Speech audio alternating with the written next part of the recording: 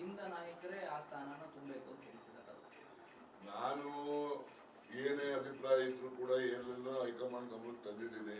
ಅಂತಿಮವಾಗಿ ರಾಹುಲ್ ಸರ್ ಒಂದು ಸರಿ ಹೇಳಿದ್ರಿ ಸರ್, ಸಿದ್ದರಾಮಯ್ಯನವ್ರ ನಂತರ ನಾವು ದಲಿತ ಮುಖ್ಯಮಂತ್ರಿ ಕ್ಲೈಮ್ ಮಾಡ್ತೀವಿ ಅಂತ ಬಹಿರಂಗವಾಗಿ ಹೇಳಿದ್ರಿ. ಈಗ ಬದ್ಧ ಇದ್ದೀರಿ. ನಾವು ಅದು ಬದ್ಧ, ದಲಿತ ಮುಖ್ಯಮಂತ್ರಿ ಆಗ್ಬೇಕು ಅಂತಕ್ಕಂಥ ನಾನು ಬದ್ಧ. ಪಕ್ಷದ ಸಾರಥ್ಯನು ಬದಲಾಗಬೇಕು ಅಂತ ಏನಾದ್ರು? ಎಲ್ಲನೂ ಬದಲಾಗಬೇಕು. ಯಾವ ಮಂತ್ರಿಗಳು ಬದಲಾಗಬೇಕು ಅಂತ ಅಂದಾಗ ಪಕ್ಷದ ಸಾರಥ್ಯಗಳು ಯಾಕೆ ಬದಲಾಗಬಾರ್ದು?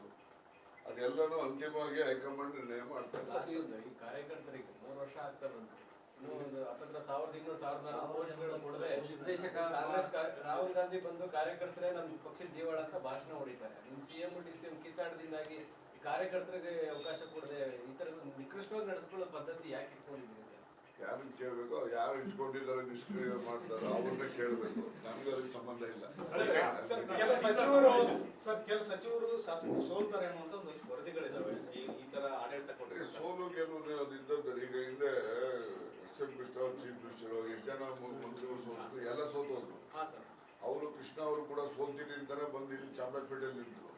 ಅವ್ರೊಬ್ಬರೇ ಗೆದ್ದಿದ್ದು, ಇನ್ನೆಲ್ಲ ಕ್ಯಾಬಿನೆಟ್ ಇದ್ದಾರೆ, ಎಲ್ಲ ಸೋತರು. ಹೌದಲ್ವಾ? ಸೊ ಪರಿಸ್ಥಿತಿ ಹಾಗೆ ಇದೆ ಸರ್ ಅಂತ ಇದೆ ಅಂತ ನಾನು ಹೇಳ್ತೇನೆ. ಯಾವುದೇ ರಾಜಕಾರಣದ ದಿಕ್ಸೂಚಿಯನ್ನ ಆಗ್ಲಿ ಮತ್ತೊಂದಾಗ್ಲಿ